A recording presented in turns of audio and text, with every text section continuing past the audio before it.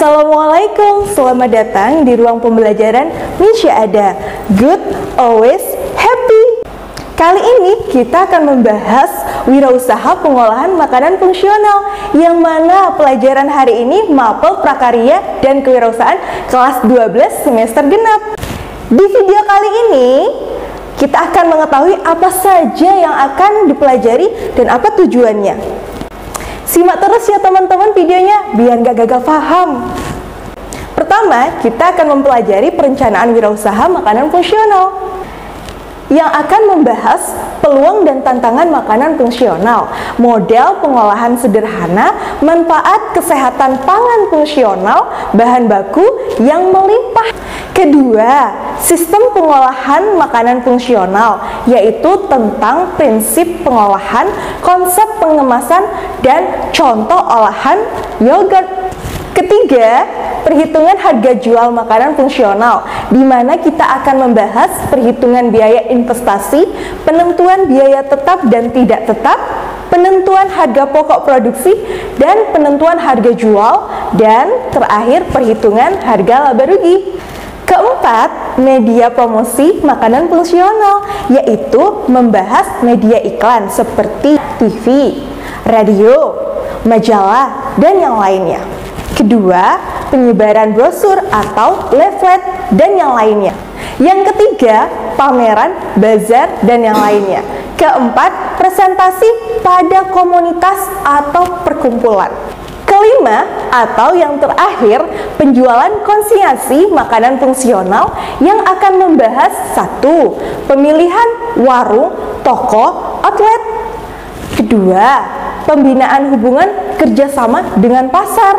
Ketiga, pemberian reward dan bonus. Tujuan dari pembahasan kali ini apa sih?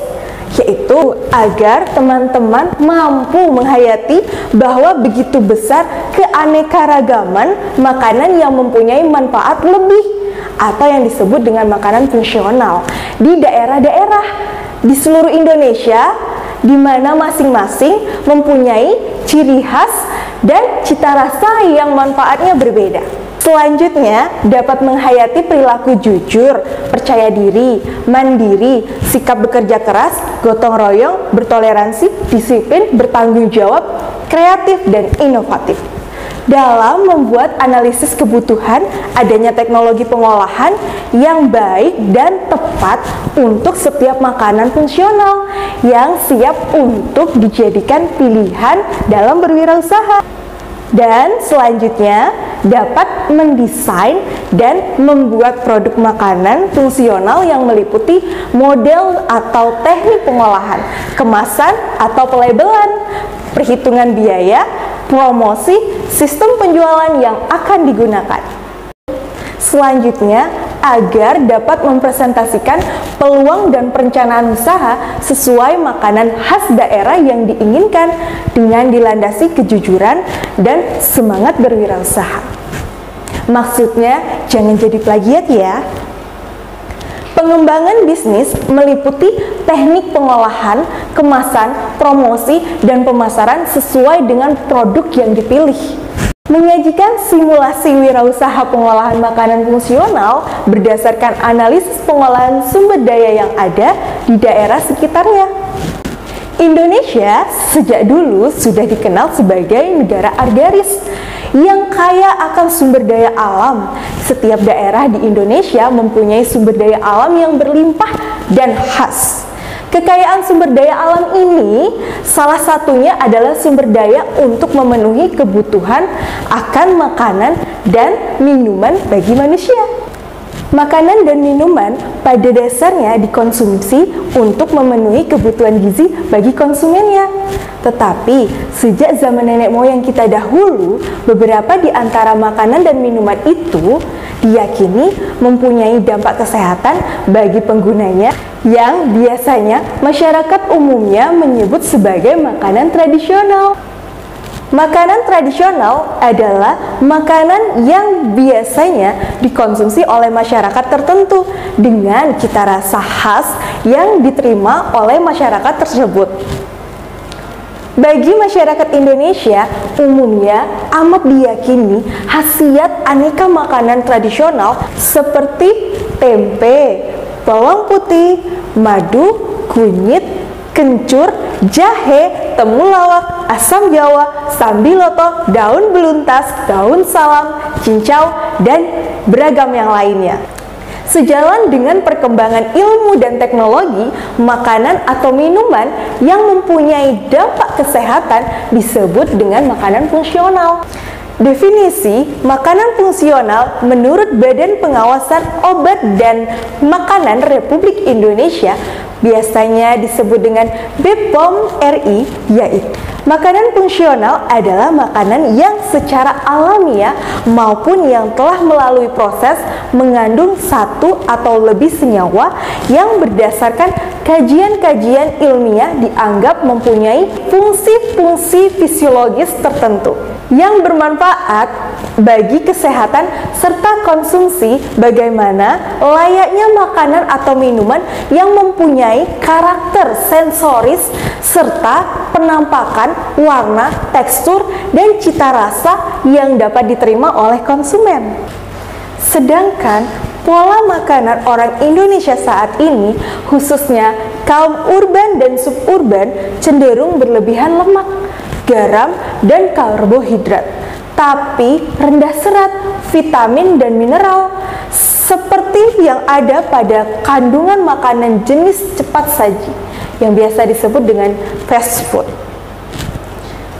Sebagian masyarakat kita masih rela sistem pencernaannya diisi dengan berbagai jenis makanan yang kurang sehat atau disebut dengan junk food. Sementara itu, makanan tradisional Indonesia justru sering dilecehkan. Sampai kini, sebagian orang kota menganggap tempe sebagai makanan marginal. Padahal, dengan komponen fitokimia yang dikandung tempe cukup tinggi, tempe memiliki potensial bukan hanya sebagai makanan fungsional, tetapi juga sebagai obat.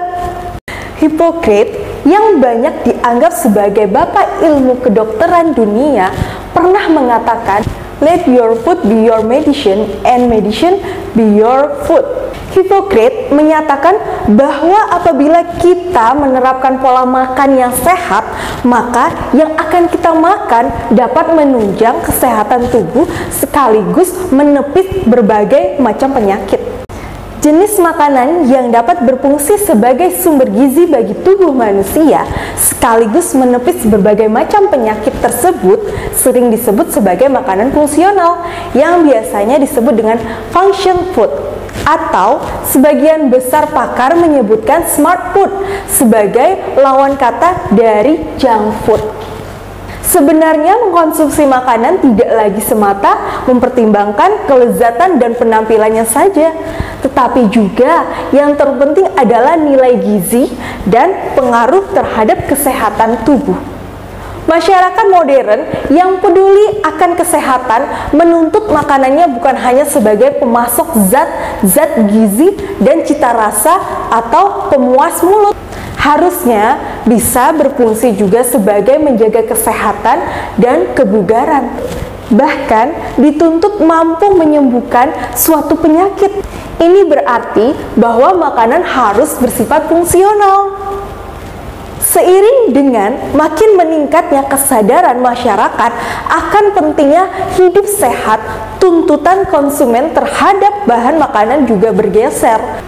Bahan makanan yang kini banyak diminati konsumen bukan hanya yang mempunyai komposisi gizi yang baik, serta menampakkan dan cita rasanya menarik, tetapi juga harus memiliki fungsi fisiologis tertentu bagi tubuh, seperti dapat menurunkan tekanan darah, kadar kolesterol, dan kadar gula, serta meningkatkan penyerapan kalsium, sehingga permintaan akan makanan fungsional dipastikan akan semakin meningkat. Bangsa Indonesia yang memiliki sumber daya alam yang berlimpah dan banyak diantaranya yang mempunyai manfaat kesehatan tentu menjadi modal yang cukup besar untuk mengembangkan makanan fungsional.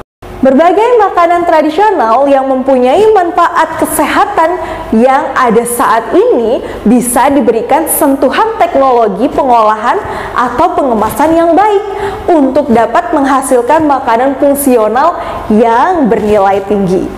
Hal ini tentu menentukan peluang para wirausahawan dan calon wirausahawan untuk menjadikan makanan fungsional sebagai peluang bisnis.